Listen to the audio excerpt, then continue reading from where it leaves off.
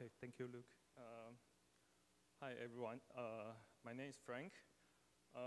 We have been spent a lot of time on grappling with many exciting quantum subjects, but now I would like to change the flavor a little bit. And in this talk, I'm going to introduce you a topic based on traditional material silicon and traditional device, MOSFET and CMOS, working on cryogenic temperature. Actually, CMOS has been used widely in many low temperature environments. For example, in space mission,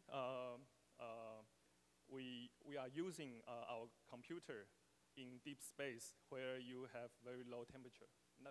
Not very low, but 40K. You also need to operate your CMOS, your traditional semiconductor device at low temperature environment for this infrared detector and imaging. And you also use this traditional device for your fundamental scientific research like SQUID and the PPMS. So it's not a new thing. And recently, people start talking about cryo-CMOS for high-performance computing and the quantum computing. Excuse me. For HPC, actually, we want to use CMOS because the power crisis of CMOS. If you understand the basic operation of MOSFET, you would know that the huge substrate leakage will result in a very large unacceptable power consumption, especially you increase your device density by following the Moore's law. So that's the reason. Because if you put your device at low temperature, you can trim down and lower your substrate current, so you can have a lower power consumption. That's the reason why we are talking about cryo-CMOS for this application. But if you want to optimize the operation temperature for the system, you not only considering the power consumption by the chip, but you also need to include the power for the cooling. So normally, the temperature is not very low. It's typically between room temperature and the 77K. I will give you an example in a minute. For quantum computing, as mentioned by previous presenter, we are using classical computer to control the quantum computer. And for this reason, we need an interface between them. That's cryo-CMOS. Normally, cryo-CMOS work at 4K or lower. That depends on your cooling power. So today, I'm going to explain you why we need CMOS in more detail later, and tell you the basic working principle of MOSFET working at low temperature, and show you our recent result. And this figure plots the power of CMOS and the speed of CMOS frequency, and the supply voltage of CMOS against the year. So as you can see, the power and the operation speed is increasing over the years because we are following the Moore's law.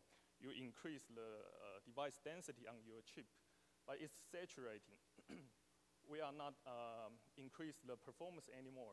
But the performance, if you look at this formula, if we define the performance is proportional to operation speed or frequency divided by the power. It's actually proportional to the supply voltage, VDD square, inversely. Okay? So for this reason, if you want to further improve the performance, you need to reduce VDD. Okay? And this figure shows you the performance improvement factor against the operation temperature. If we take operation at room temperature as a reference, you can improve the chip performance by reducing the temperature, because you are reducing the power. But as I said, for the whole system, you are not only considering the chip power, you also need to include the cooling power. By doing so, you immediately see a sweet point at certain temperature, not at very low here. For example, if you would consider Intel 14 nanometer technology node, and the sweet point is located around 77K, okay? So before we dive into why we need CMOS for quantum computing, let's take a step back and to look at the evolution of the classical computer. Figure on the left is the very first computer in human history, ENIAC. And at the right-hand side, you can see the computer we are using nowadays. And this computer is very big. It's heavy, 25,000 kilograms, and its footprint is very large, more or less this room, and it's very power consuming and very expensive. As you can see in the picture, you need a lot of cable to operate this monster. But for today's computer, it's very light, very small, power saving, very cheap, and you just need one cable to operate your cell phone, okay? And what makes this big difference?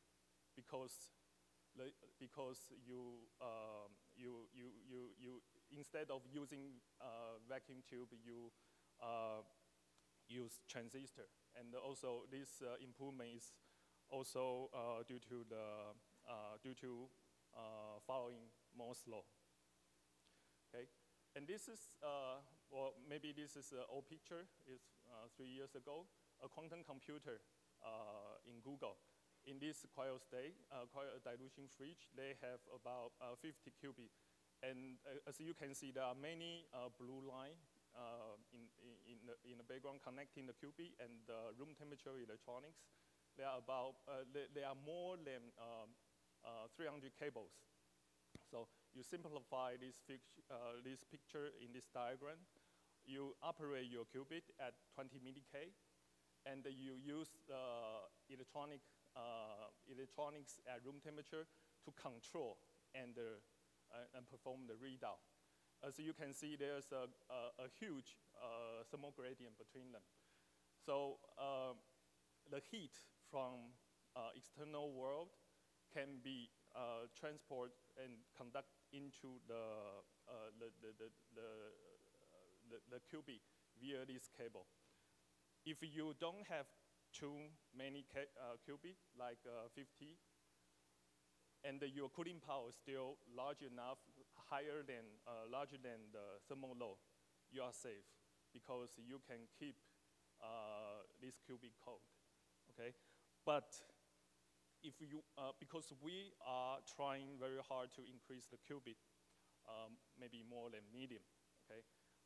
Suppose you want to have your computer working with 1,000 qubits.